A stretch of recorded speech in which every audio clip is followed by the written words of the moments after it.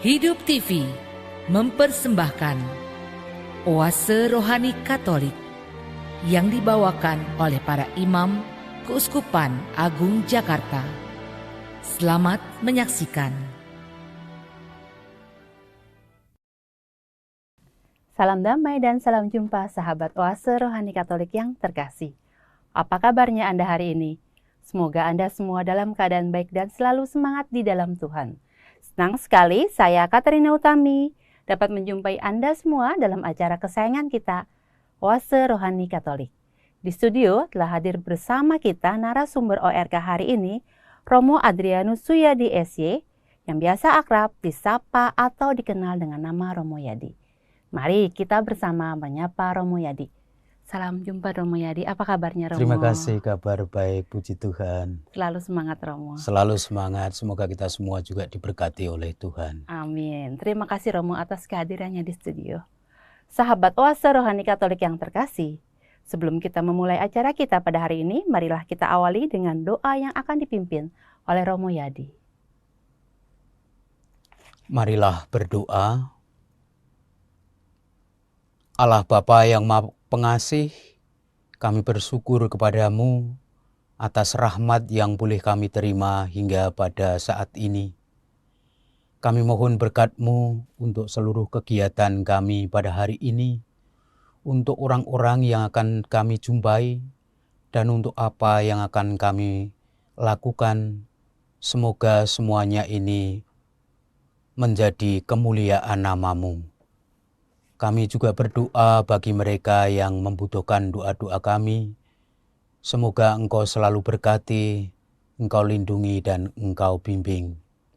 Doa ini kami aturkan kepadamu Bapa dengan perantaraan Kristus Tuhan kami. Amin. Sahabat Oase Rohani Katolik yang terkasih, hari ini merupakan hari sesudah Rabu Abu.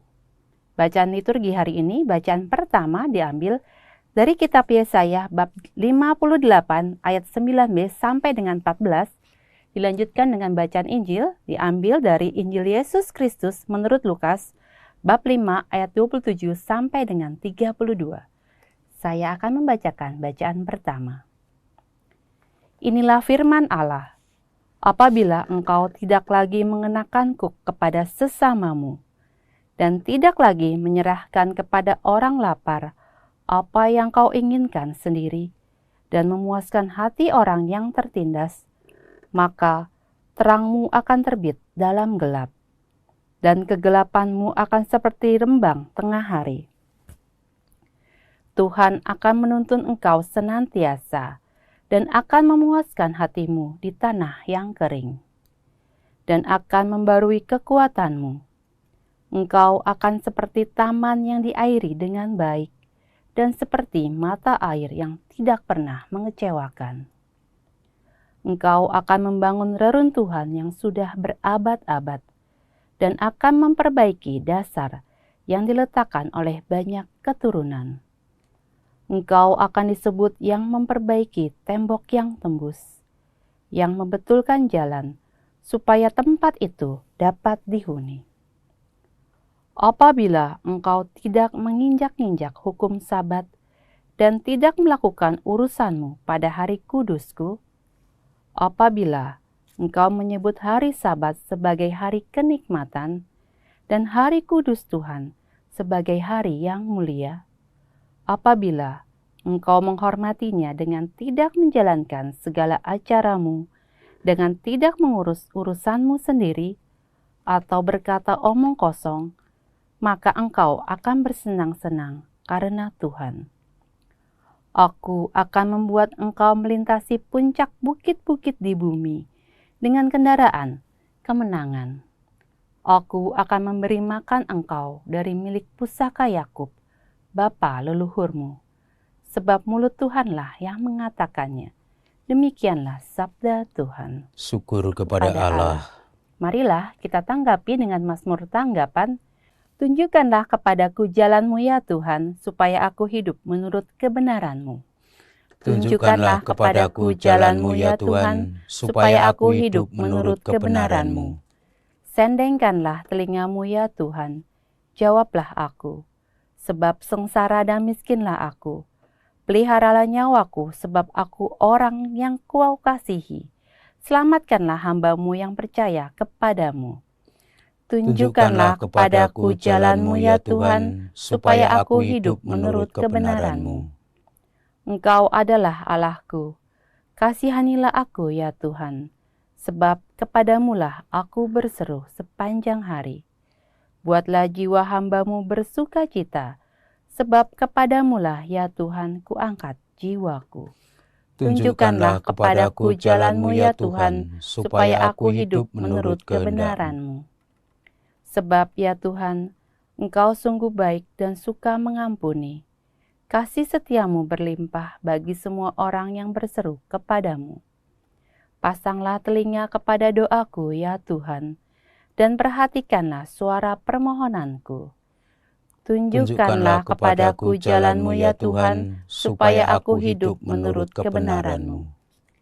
Sahabat Oase Rohani Katolik yang terkasih, sekarang marilah kita siapkan hati dan pikiran kita, karena sebentar lagi Romo Yadi akan membacakan Injil untuk kita.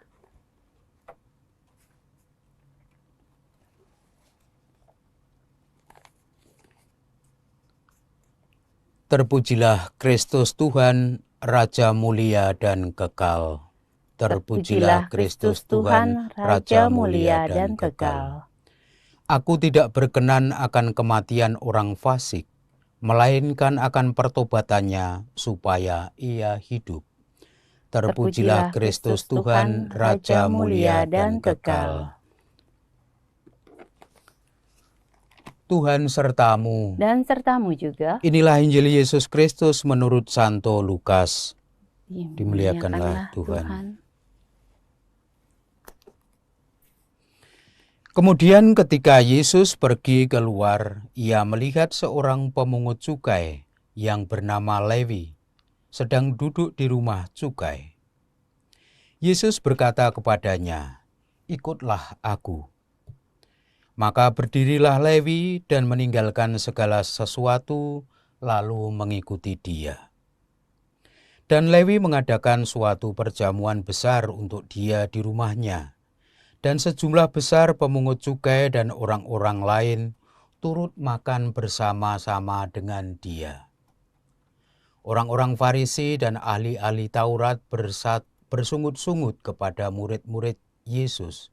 Katanya, "Mengapa kamu makan dan minum bersama-sama dengan pemungut cukai dan orang yang berdosa?" Lalu jawab Yesus kepada mereka, katanya, "Bukan orang sehat yang memerlukan tabib, tetapi orang sakit.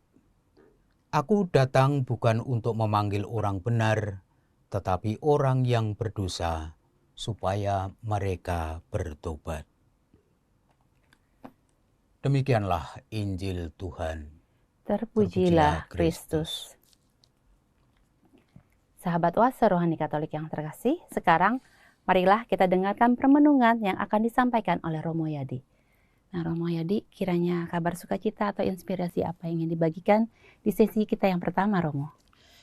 Baik saudara-saudariku yang terkasih dalam Kristus, kita memasuki masa puasa. Dan bacaan kita pada hari ini berbicara soal keadilan, berbicara soal orang miskin, berbicara soal siapa mereka yang kita telantarkan. Dalam bacaan pertama, untuk memahami perikop yang baru saja kita dengarkan, baiklah kita memahami konteks dari bacaan ini.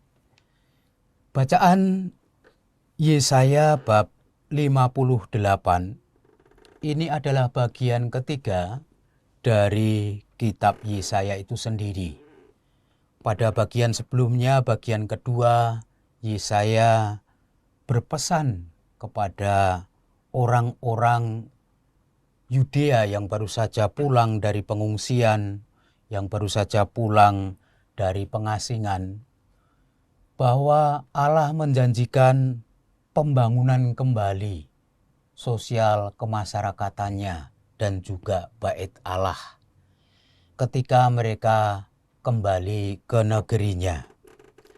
Namun demikian, karena situasi sosial sendiri, situasi masyarakat pada waktu itu tidak mendukung untuk pembangunan kembali Bait Allah, maka pada bagian ketiga ini Nabi Yesaya mengingatkan bahwa restorasi Bait Allah, restorasi masyarakat setelah mengungsi dan kembali ke tempat asalnya adalah menantang. Kenapa menantang? Konteksnya adalah pada waktu itu terjadi perselisihan di kalangan komunitas Yudea sendiri. Ada perebutan kepemimpinan di antara mereka. Di samping itu juga ada kondisi sosial yang memprihatinkan, di mana terjadi bencana kekeringan, terjadi adanya kelaparan. Orang-orang tidak bisa mencukupi kebutuhan sehari-hari mereka di daerah asal mereka. Padahal untuk memulai hidup yang baru mereka membutuhkan banyak hal. Tetapi di lain pihak juga di sana banyak tunawisma, banyak orang-orang miskin, banyak orang-orang yang tidak bisa makan. Maka Nabi Yesaya mengingatkan kepada komunitas Yudea yang baru saja kembali dari pengasingan untuk sungguh-sungguh merestorasi sosial masyarakat mereka. Konflik sosial yang terjadi semakin menghambat pemulihan kembali atau restorasi dari Bait Allah. Ketika berbicara soal restorasi Bait Allah, sebetulnya tidak hanya tentang pembangunan kembali gedung bangunan. Tetapi yang paling menantang adalah pembangunan kembali masyarakatnya, umatnya. Umat yang baru saja pulang dari pengasingan. Lalu yang kedua, juga di sana ada situasi di mana orang-orang di luar Yudea, non-Yudea, itu dengan kedatangan orang-orang Yudea dari pengasingan, mereka curiga.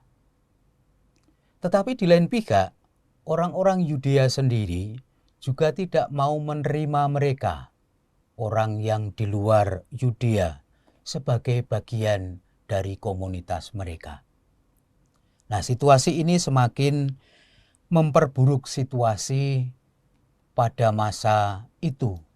Maka Nabi Yesaya mengingatkan supaya persoalan-persoalan ini bisa diatasi. Lalu di sana juga dalam memahami teks ini kita perlu memahami ayat sebelumnya, yaitu ayat 1 sampai dengan 8. Di sana teks berbicara soal puasa, berbicara soal keadilan, ketidakadilan yang terjadi. Dan di sini Nabi Yesaya mengingatkan supaya kesalehan ibadat yang ritual itu tidak hanya diletakkan dalam konteks sekedar berdoa ritual. Tidak cukup dalam konteks situasi masyarakat seperti itu hanya berdoa saja. Dan Nabi Yesaya juga mengingatkan bahwa kadangkala doa-doa mereka itu bersifat egosentris, egois. Jadi hanya mohon untuk memenuhi apa yang ia inginkan. Dan di lain pihak juga Nabi Yesaya mengingatkan, tidak cukup kita hanya berdoa, tetapi kita juga harus memperhatikan orang-orang di sekitar kita. Apalagi dalam konteks di mana banyak kemiskinan, di mana terjadi bencana kelaparan, bencana kekeringan. Juga di sana ada situasi di mana orang saling berebut sebagai pemimpin. Doa harus diimplementasikan dalam konteks itu. Maka tidak ada artinya tekun berdoa, tetapi tidak mempunyai perhatian terhadap mereka yang kelaparan. tidak mempunyai perhatian terhadap mereka yang tidak punya rumah.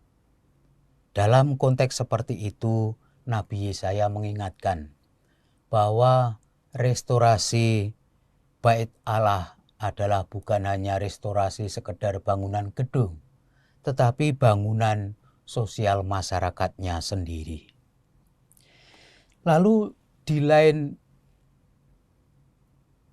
pesan yang lain adalah juga soal puasa. Sebetulnya yang bisa berpuasa itu adalah orang yang berkecukupan. Orang miskin itu setiap hari berpuasa. Orang yang tidak bisa memenuhi kebutuhan sehari-hari itu setiap hari berpuasa. Maka yang bisa disebut orang yang berpuasa adalah mereka yang mempunyai sesuatu untuk dimakan. Mereka yang relatif kecukupan. Nah, pertanyaannya, bagaimana puasa ini tidak hanya untuk mengosongkan perut, tetapi juga apakah puasa itu mempunyai dampak sosial? Artinya kalau orang yang punya, orang yang kaya berpuasa tetapi tetap menyimpan segala macam makanan di kulkas mereka, ya itu puasanya mungkin belum bisa sempurna. Maka bagaimana puasa harus dihayati dalam konteks solidaritas sosial? Beranikah kita berpuasa sekaligus mengeluarkan apa yang ada di dalam kulkas kita? Tidak mengeluarkan untuk kita makan sendiri, tetapi dikeluarkan untuk diberikan kepada mereka yang mau tidak mau terpaksa harus berpuasa karena tidak ada hal yang bisa dimakan. Jadi puasa di sini bukan hanya bersifat individual, tetapi juga sosial. Dan saya kira di dalam praktek ajaran puasa kita, arahnya adalah ke sana. Maka kita lalu bisa mengumpulkan sebagian dari kebutuhan kita untuk kita berikan kepada mereka yang membutuhkan. Itu adalah mau mencoba memaknai puasa yang tidak hanya sekedar mengosongkan perut kita, tetapi puasa yang juga mempunyai tanggung jawab sosial. Lalu di sini juga Nabi Yesaya mengingatkan bagaimana menempatkan hari Sabat sebagai hari Tuhan. Kadangkala orang menghayati hari Sabat itu juga dihayatinya secara individual, secara personal. Bahwa saya akan menggunakan hari Sabat untuk berdoa. Itu baik, tetapi belum cukup. Karena hari Sabat itu juga digunakan misalnya bagi mereka, bagi kita yang mempunyai karyawan, bagi kita yang mempunyai mungkin pembantu rumah tangga. Justru yang harus merayakan hari Sabat mereka. Apakah kita memberikan hak bagi mereka untuk misalnya libur di hari Sabat tersebut? Kalau kita ya mungkin hari Sabtu atau Minggu. Ataukah kita terus mempekerjakan mereka tanpa memberi mereka hari libur? Dan pun kalau kita menggunakan hari Sabat, tetapi kita tetap mempekerjakan orang-orang buruh-buruh kita, ya itu namanya munafik. Kita bisa beribadah, tetapi kita membiarkan tenaga kita, buruh-buruh kita, pembantu rumah tangga kita untuk bekerja. Jadi itu namanya egois. Jadi bukan itu yang dimaksudkan di sini dalam memelihara hari Sabat. Dan banyak hal lagi yang disampaikan oleh Nabi Yesaya. Jadi mengingatkan bahwa ya kita memang situasinya masih banyak tantangan. Mereka baru pulang dari pengungsian. Mereka tidak mempunyai rumah, tidak mempunyai tempat tinggal, lalu juga belum mempunyai mata pencaharian yang tetap untuk mendapatkan income ataupun pendapatan. Maka bisa kita bayangkan betapa susah mereka menghadapi situasi seperti itu. Maka Nabi Yesaya mengingatkan, kita memang akan membangun bait Allah, tetapi jangan melupakan membangun bait Allah dalam arti komunitas kita. Situasi yang tidak adil, situasi kemiskinan, mari kita bangun dulu. Dan nanti kita bisa membangun bait Allah yang secara fisik kalau kita, masyarakat kita sudah kita bangun dulu. Lalu hal lain yang ditawarkan oleh Nabi Yesaya adalah sikap inklusif. Kita tidak eksklusif. Jadi tadi di depan saya katakan bahwa di kalangan komunitas Yudea itu tidak mau menerima orang-orang di luar Yudea. Tetapi di lain pihak orang-orang di luar Yudea juga curiga dengan komunitas Yudea yang baru saja pulang dari pengasingan. Jadi kehidupan sosial antar mereka juga perlu direstorasi, perlu dibangun kembali. Dan yang ditawarkan oleh Nabi Yesaya adalah bersifat inklusif. Jadi menerima siapapun dalam masyarakat dan komunitas kita.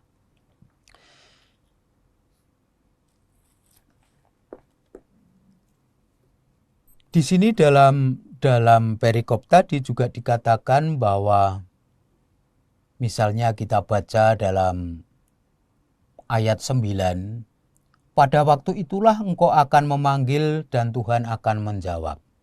Engkau akan meminta tolong dan ia akan berkata, ini aku, apabila engkau tidak lagi mengenakan kuk kepada sesamamu dan tidak lagi menunjuk-nunjuk orang dengan jari dan menfitnah.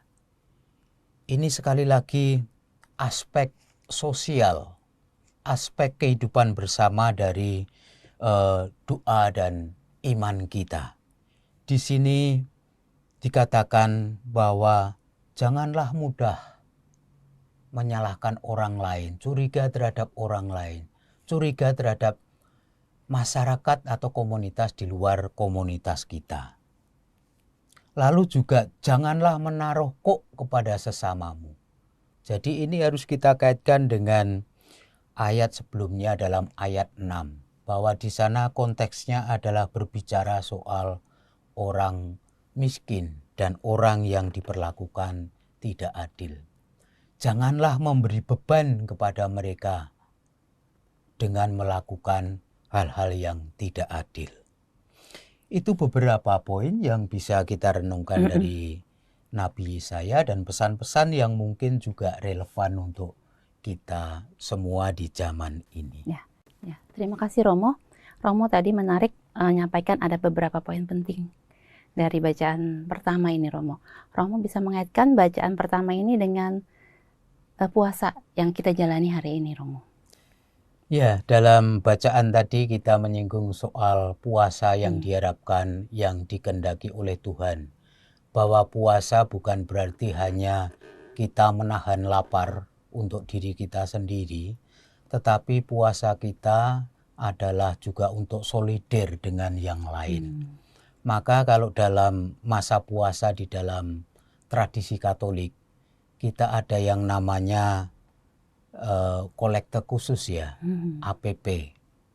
Jadi di situ dimaksudkan bahwa kita puasanya adalah dalam bentuk berbagi. Kita menyisihkan dari apa yang sehari-hari kita konsumsi dan kita alokasikan untuk mereka yang membutuhkan. Itulah puasa yang kita maknai. Dan di sini dalam bacaan pertama tadi jelas-jelas Nabi Yesaya untuk mengajarkan kepada komunitas supaya menghayati puasa dalam perspektif juga solider dengan yang lain. Terima kasih Romo. Kita akan jeda sejenak dulu. Sahabat Oase Rohani Katolik yang terkasih, kita akan jeda sejenak untuk merenungkan apa yang telah disampaikan oleh Romo Yadi. Jangan kemana-mana, kami akan kembali dalam acara Oase Rohani Katolik sesi yang kedua. Hidup TV mempersembahkan Oase Rohani Katolik yang dibawakan oleh para imam Keuskupan Agung Jakarta. Selamat menyaksikan. Sahabat Oase Rohani Katolik yang terkasih, terima kasih Anda masih bersama dengan kami, Oase Rohani Katolik sesi yang kedua. Masih ditemani oleh Romo Adrianus Suyadi SY dan saya Katarina Utami. Bagi sahabat Oase Rohani Katolik yang terkasih, jika Anda ingin memberikan pertanyaan atau Anda ingin sharing iman, Anda dapat menghubungi kami di nomor telepon 0881 0251 33438. Atau Anda dapat mengirimkannya ke alamat email kami orkkaj@yahoo.com. Sekarang marilah kita lanjutkan permenungan kita di sesi yang kedua ini. Nah, Romo Yadi, bisakah Romo mengulang sedikit apa yang telah disampaikan di sesi kita yang tadi yang pertama? Baik saudara-saudariku yang terkasih, dalam bacaan pertama tadi kita mendengarkan bagaimana Nabi Yesaya mengingatkan kepada komunitas atau masyarakat Yudea yang baru saja kembali dari pengungsian dan untuk membangun kembali masyarakat dan juga kehidupan beragama mereka di tempat asalnya yang sudah lama mereka tinggalkan. Dan bagaimana Nabi Yesaya mengingatkan beberapa hal terkait dengan praktek doa, lalu juga terkait dengan puasa, lalu bagaimana harus bersikap berbuat terhadap orang-orang yang dilupakan, orang miskin, orang terlantar, dan juga orang-orang yang tidak mendapatkan perhatian selama waktu itu. Itu pesan pokok yang disampaikan oleh Nabi Yesaya dalam bacaan yang pertama. Ya, terima kasih Romo. Untuk bacaan Injil ini Romo, kabar sukacita, inspirasi apa yang ingin dibagikan? Bacaan Injil menarik, mungkin saudara-saudari juga mengalami perasaan seperti saya ketika membaca ini. Di tengah-tengah kita melawan praktek korupsi, tetapi dalam bacaan tadi kita disuguhkan, ini Yesus kok memanggil koruptor untuk menjadi muridnya. Lewi dipanggil oleh Yesus. Lewi adalah pemungut cukai atau pemungut pajak. Untuk memahami situasi Lewi pada zaman itu, mungkin baiklah kita lihat, kita pelajari konteksnya. Jadi pada zaman itu di Yerusalem atau di Israel itu adalah di bawah penjajahan bangsa Romawi dan rakyatnya harus membayar pajak. Tidak seperti pajak yang kita bayar di negeri kita sekarang sistemnya, tapi sistemnya itu sangat memang tidak adil. Ada dua jenis macam pajak yang diberlakukan pada zaman itu, yaitu yang disebut gabai dan mokes dalam bahasa Ibrani. Sistem gabai sedikit lebih baik, sehingga tidak memungkinkan atau kecil kemungkinannya memberikan peluang kepada penarik pajak untuk korupsi. Perpajakan gabai ini adalah pajak yang dikenakan untuk properti, yaitu yang berupa tanah yang kalau ditanami dan menghasilkan, maka setiap orang atau setiap keluarga harus membayar 10% dari hasil produksi tanah tersebut. Itu diserahkan kepada pemerintah Romawi. Dan di samping pajak properti, di sana juga ada yang namanya pajak pendapatan.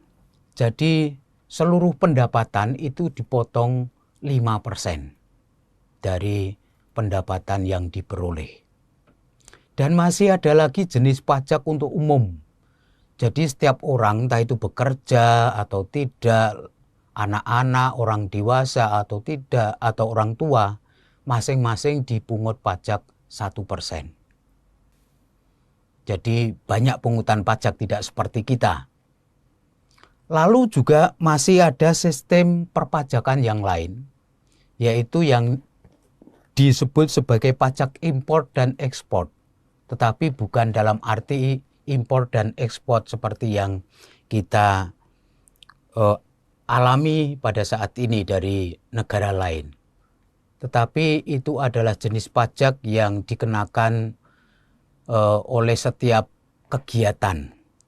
Jadi di samping warga ditarik pajak tadi yang 10%, 5%, lalu yang 1%, ada juga jenis pajak lain. Dan ini sistemnya tidak jelas. Yaitu pajak yang dikenakan kalau misalnya orang menjual produksi ke pasar, lalu masih dikenakan pajak. Kalau ada keramaian, misalnya Yesus mengajar kepada para muridnya, orang banyak, di sana didirikan stand, didirikan pos-pos untuk penarikan pajak. Mereka ditarik lagi pajaknya. Dan tidak ada jumlah yang pasti yang diminta oleh pemerintah Romawi.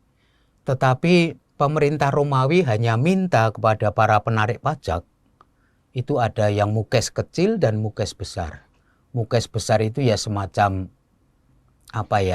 mandor atau semacam pengawas dari mukes-mukes kecil. Dan penarik pajak atau mukes kecil ini yang langsung menarik kepada warga.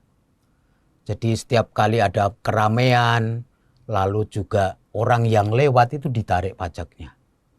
Jadi bayangan kita seperti tol, itu kalau orang dalam perjalanan. Tetapi orang yang beraktivitas secara ekonomis akan ditarik di sana. Bahkan juga ketika Yesus mengajar orang-orang juga mereka ditarik. Dan besar kemungkinan Yesus juga ditarik pajak oleh Lewi ini.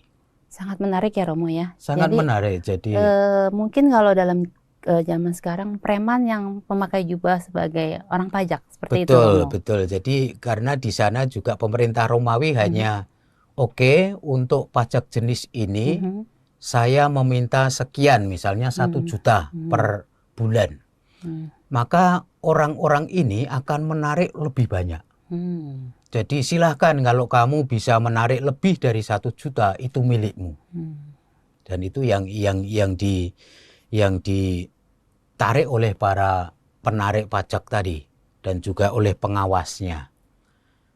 Maka para penarik pajak ini sangat dibenci oleh masyarakat. Kemana-mana mereka mengikuti, minta, ya seperti preman kalau zaman sekarang lah ya, yang tidak legal itu. Dan mereka tidak segan-segan untuk membunuh orang yang tidak bisa membayar pajak atau tidak mau membayar pajak. Dan mereka memasukkan ke pengadilan juga. Bisa juga menyita harta benda mereka. Dan mereka biasanya membayar bodyguard. Jadi ada preman-preman yang melindungi mereka. Dan kemungkinan besar Lewi adalah salah satu dari mereka. Jadi yang menjadi pengawas. Maka Lewi ini dan juga orang-orang penarik pajak yang jenis ini sangat dibenci oleh masyarakat. Dan juga mendapatkan cap yang sangat buruk. Orang kelompok ini itu disingkiri oleh mereka. Dibenci oleh mereka. Bahkan kalau mereka mengadakan perjamuan pun najis untuk datang ke rumah mereka. Sebetulnya kata Lewi adalah mengacu juga pada perjanjian lama bahwa keturunan Lewi itu yang akan meneruskan tradisi keagamaan mereka. Tetapi Lewi di sini dengan perbuatan seperti itu dalam tradisi Yahudi maka dikeluarkan dari kewajiban atau hak untuk memimpin ibadat misalnya. Bahkan mereka tidak boleh untuk memberikan kolekte persembahan karena najis. Jadi orang-orang seperti Lewi ini sangat dikucilkan, sangat Dibenci ya, Romo. dibenci oleh masyarakat. Dan mungkin kita juga dalam arti tertentu bisa memahami juga karena memang pemeras. Nah, menariknya di sini Yesus kok memilih orang seperti ini, ya.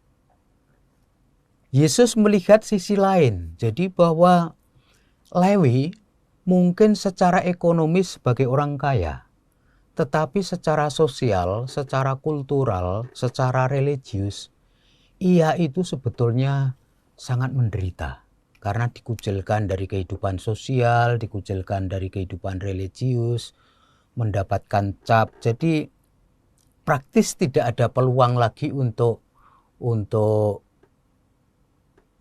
menjadi tanda kutip normal seperti orang pada umumnya yang diterima. Lalu hal yang menarik lain adalah bahwa cara guru pada zaman itu, yaitu rabi yang disebut rabi, dalam merekrut atau memanggil para muridnya. Kalau guru atau rabi itu semakin terkenal, itu tidak mau mencari murid, tapi murid datang. Seperti sekolah-sekolah yang favorit untuk kita, murid datang lalu diseleksi. Nanti banyak yang tidak bisa masuk. Lalu rabi atau guru atau nabi yang banyak dicari murid itu biasanya nabi yang cukup dihormati. Dan cara Yesus berkebalikan. Cara Yesus adalah mendatangi orang, jadi aktif. Mencari orang, memanggil seperti ketika memanggil Lewi. Jadi mari ikutilah aku. Kalau rabi pada zaman itu, rabi Yahudi pada zaman itu gengsi untuk melakukan itu. Jadi sangat berbeda ya, Romo? Sangat berbeda pendekatannya. Dan dalam arti tertentu orang-orang yang dipanggil oleh Yesus itu semacam kayak KW itu ya, kayak rejected. Kalau produksi itu orang-orang yang ditolak. Jadi produksi yang di-reject. Tetapi nanti akhirnya ketika menjadi murid Yesus menjadi branded. Jadi produksi yang memang berkualitas. Dan itu yang membuat menarik di sini. Memang Yesus membenci perbuatan korupsi atau perbuatan tidak adil. Tetapi Yesus tidak pernah membenci orangnya. Jadi perbuatannya itu memang tidak berkenan bagi Yesus, tetapi orangnya tidak pernah dia menolak. Maka selalu kita merasa bahwa kita ini orang yang berdosa, tetapi tetap dipanggil oleh Tuhan, kita disapa oleh Tuhan. Jadi hal menarik yang lain dari sisi Yesus adalah cara rekrutmen pada para muridnya, lebih aktif. Lalu yang dipanggil adalah orang-orang yang rejected dalam masyarakat pada waktu itu. Karena untuk menjadi murid seorang rabi, seorang guru, itu ada seleksi yang ketat.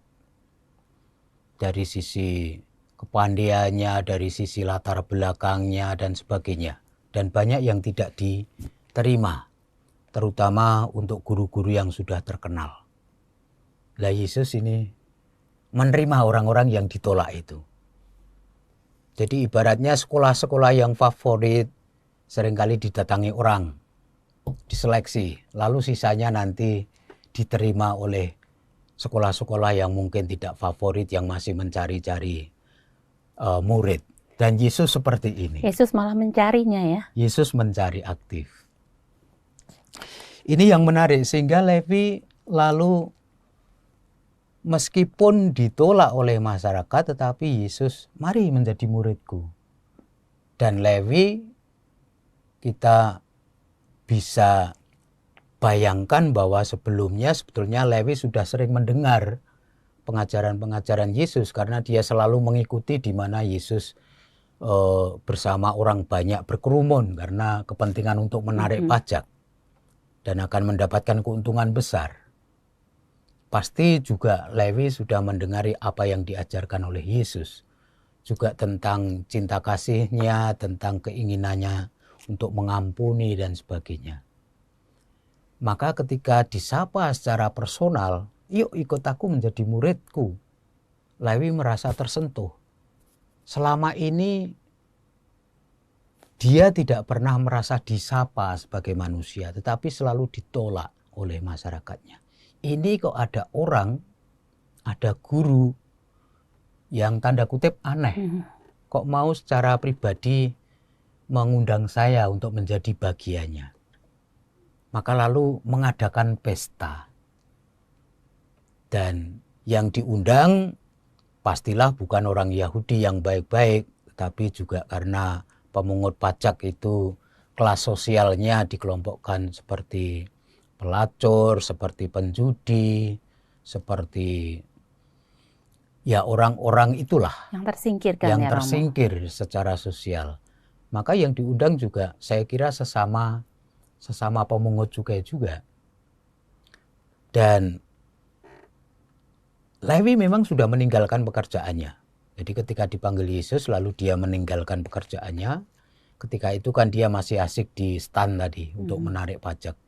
Lalu disapa Yesus dan kemungkinan besar meskipun Lewi resign atau meninggalkan pekerjaannya, banyak orang yang tertarik untuk menggantikan dia karena kan secara ekonomis sangat menjanjikan, jadi bisa kaya raya. Dan pasti Lewi juga masih mempunyai harta ya dari apa yang didapat sebelumnya, maka mampu untuk mengundang Yesus dan teman-temannya berpesta. Dan pesta ini juga sekaligus sebagai tanda bahwa dia memulai hidup yang baru. Seperti kalau kita dibaptis atau menerima krisma, setelah itu ada pesta. Itu sebagai pertanda bahwa Lewi memasuki hidup yang baru. Dari pemungut cukai menjadi murid Yesus. Maka lalu di sini menjadi perubahan dalam hidup Lewi sendiri. Jadi di sini jelas bahwa Yesus memang tidak menerima korupsi. Tidak menerima perbuatan yang tidak adil. Tetapi menerima orang yang melakukan sejauh mau meninggalkan perbuatannya itu. Ini menjadi menarik sehingga ya kita bisa bayangkan bahwa murid-murid Yesus pada waktu itu sebetulnya murid-murid yang oleh rabi-rabi pada waktu itu atau guru-guru pada waktu itu ditolak. Tidak tertarik untuk menerima mereka, dan itu Yesus secara aktif mendatangi mereka, memanggil mereka untuk menjadi muridnya. Di sini kita bisa merasakan begitu besar cinta kasih Tuhan. Lalu juga begitu besar pengampunan Tuhan. Siapapun bisa diampuni. Dengan catatan bahwa mau meninggalkan apa yang selama ini dilakukan sebagai perbuatan dosa. Itu terjadi pada Lewi, maka terjadi penyelamatan. Ini beberapa hal yang bisa kita ambil, kita renungkan dari bacaan Injil yang baru saja kita dengarkan. Dan saya kira ini cukup relevan untuk kita pada saat ini yang masih menjalani masa puasa. Kita mau mengalami Yesus yang mencintai dalam masa puasa ini. Lalu kita juga mau mengalami Yesus yang mengampuni. Yesus yang memanggil orang yang berdosa seperti Lewi. Yesus yang peduli dan memanggil orang-orang yang tersingkir, tidak dipedulikan. Jadi orang miskin, orang tersingkir, itu tidak hanya secara ekonomis, tapi juga banyak orang tersingkir yang secara sosial, tersingkir secara religius, artinya tidak masuk dalam golongan religius tertentu, tersingkir dari segi politik, bisa juga menjadi tahanan politik dan sebagainya.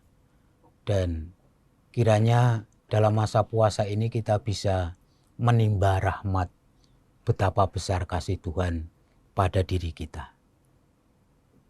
Dan menyadari bahwa kita semua adalah KW, rejected. Tetapi setelah kita dipanggil oleh Tuhan Yesus menjadi muridnya, kita menjadi branded, kita menjadi unggul, menjadi murid Yesus yang mewartakan kasih, pengampunan, dan juga kepedulian terhadap yang lain. Itu yang bisa kita renungkan dari Injil yang kita bacakan hari ini. Ya, terima kasih Romo, sangat menarik sekali. Romo sudah jelaskan bahwa Yesus memilih orang-orang yang dianggap tersingkir. Orang yang KW diambil oleh Yesus dan nanti akan menjadi sesuatu barang yang branded. Mungkin itu juga yang harus patut kita tanamkan dalam hati, bahwa ketika kita berdosa, itu ada Yesus yang memanggil kita. Romo, bisakah memberikan kepada sahabat Oase Rohani Katolik di rumah, ketika orang berdosa, ketika kita masuk ke dalam suatu dosa, ada keinginan untuk kembali kepada Yesus. Tapi itu hanya sekadar keinginan, Romo. Tidak diwujudkan karena ada ketakutan di sana bahwa apakah Tuhan akan menerima, seperti tadi Kak Romo katakan. Ya, saya kira keinginan itu sudah sebuah rahmat. Artinya bahwa orang misalnya melakukan dosa dan ada keinginan untuk berubah, itu rahmat. Dan rahmat menjadi semakin besar kalau itu tidak berhenti pada keinginan, tapi diwujudkan dengan mengubah hidupnya. Dan kalau kita membaca dari kitab suci apa yang dilakukan oleh Yesus, Yesus itu tidak pernah menolak orang yang mau bertobat. Coba orang yang mempunyai dosa sebesar apapun, Yesus selalu welcome. Pelacur, welcome. Ini koruptor, welcome. Ada juga orang-orang yang dianggap mau berontak, juga welcome. Jadi memang orang-orang itu yang dicari oleh Yesus, dan Yesus aktif mencarinya, mengetuk pintu hati kita. Siapa tahu kalau kita mempunyai keinginan untuk mengubah hidup, sebetulnya Yesus sudah mengetuk hati kita. Dan kita tinggal melanjutkan, mengimplementasikan perubahan kita di dalam diri kita. Itu yang saya kira patut kita syukuri atas rahmat ini. Ya, terima kasih Romo. Dalam tema kita nih Romo, tema tahun ini, kita adil bangsa sejahtera, dikaitkan dengan bacaan kita hari ini Romo. Saya senang ketika Keuskupan Agung Jakarta menyampaikan tema tahun ini, dan ini saya kira sejalan dengan seruan Bapak Suci Paus Fransiskus yang begitu peduli terhadap orang yang tersingkir. Dan dalam konteks Indonesia, amalkan Pancasila.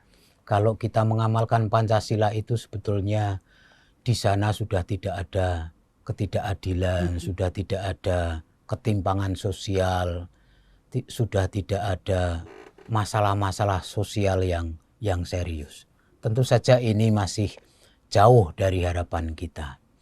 Dan dalam bacaan-bacaan tadi yang kita dengarkan, baik bacaan pertama maupun kedua, pesan itu begitu kuat. Tadi dalam bacaan pertama kita diingatkan oleh Nabi Yesaya supaya ibadah kita bukan hanya ibadah untuk diri kita, tetapi juga bersifat sosial. Artinya berbuat peduli terhadap orang lain itu adalah bagian dari ibadat kita. Kita adil. Jadi untuk mewujudkan keadilan memang perlu hal yang nyata. Dan dalam konteks zaman sekarang, ketidakadilan itu begitu terasa. Ketidakadilan ekonomi, ketidakadilan politik. Bukan hanya dialami di Indonesia, tetapi juga di berbagai macam belahan dunia. Jadi kita adil. Kalau semua dari kita itu mau berbuat adil, maka sebetulnya bangsa menjadi sejahtera. Bukan hanya bangsa Indonesia, tapi juga bangsa seluruh dunia. Dan yang kedua, kita juga mendengarkan dari bacaan Injil tadi bahwa Yesus peduli pada orang yang tersingkir.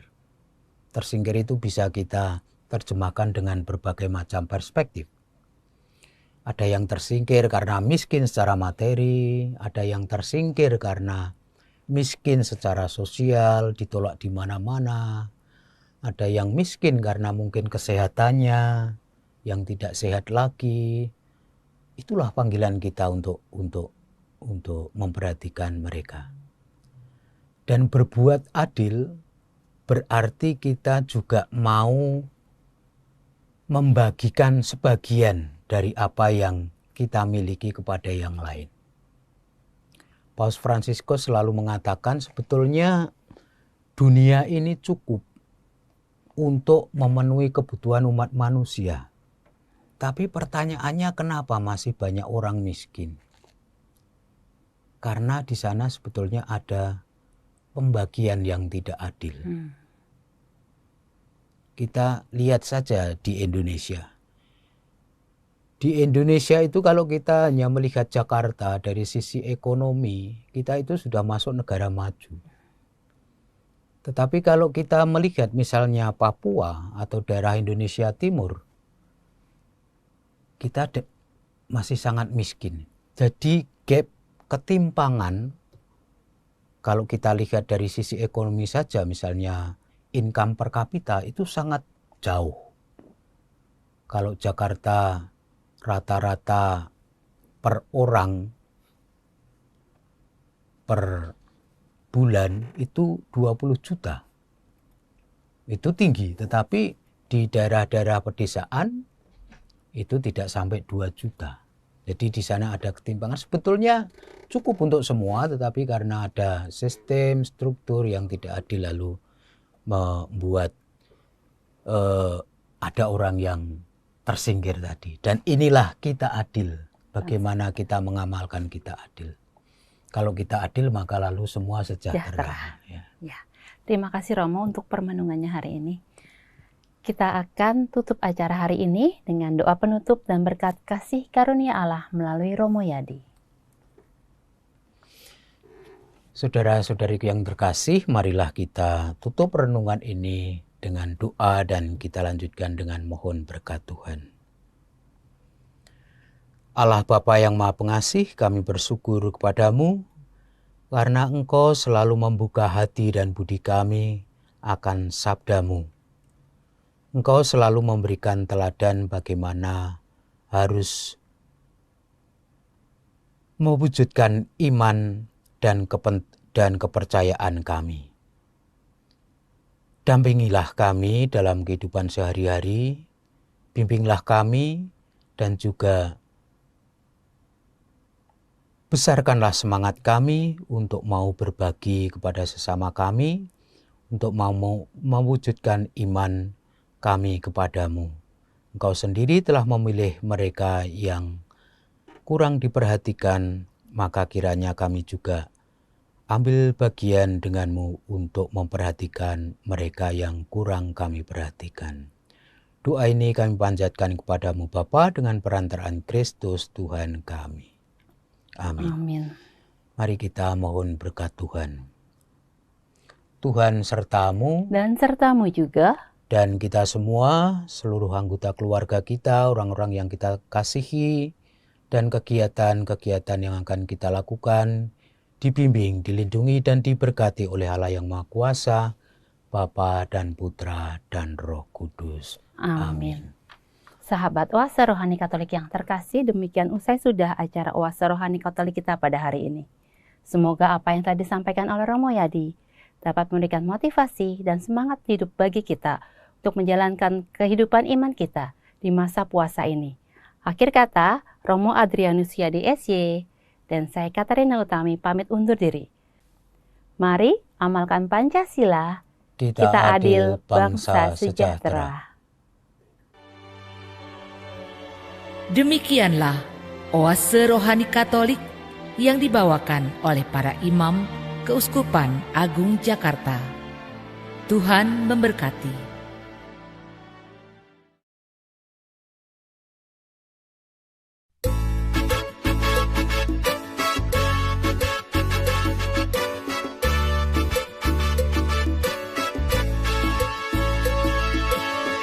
Kami menyanyi lagunya asli, la la la, la la la la la, sambil membawa sembahan kami. Kami menyanyi lagunya asli, la la la, la la la la la, sambil membawa sembahan kami.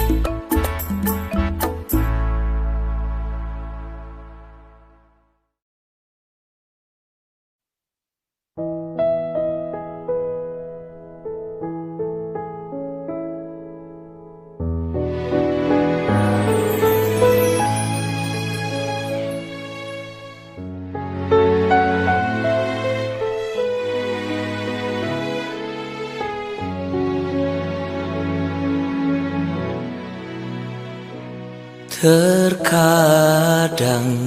di dalam hidupmu pencobaan berat menimpa, menghancurkan hidupmu, meremukkan hatimu. Namun ingatlah, Dia Tuhan tak akan pernah memberi pencobaan dan ujian melebihi kekuatan